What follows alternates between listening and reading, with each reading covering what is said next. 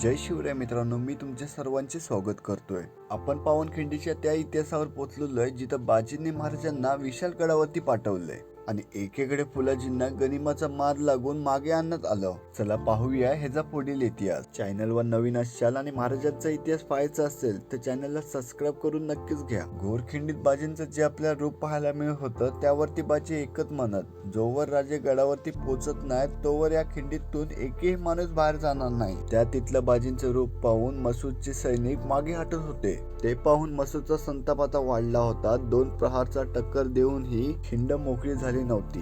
बाजींना एक म्हणाला, बाजी तुम्ही स्वस्त पडा, आम्ही खिंड लढवतो. साऱ्या मावळ्यांना बाजींचं एकच म्हणणं, जोवर राजे गडावरती पोहोचत नाहीत तोवर बाजी मरेल कसा. तो क्षणाला आला जिथं राजे गडावरती पोहोचत होते. हे पाहून किल्ल्याचा किल्लेदार म्हणजे झुंजरराव पवार हे राजांच्या समोर धावत आले. चला लवकरच पाहूया ह्याचा पुढील इतिहास.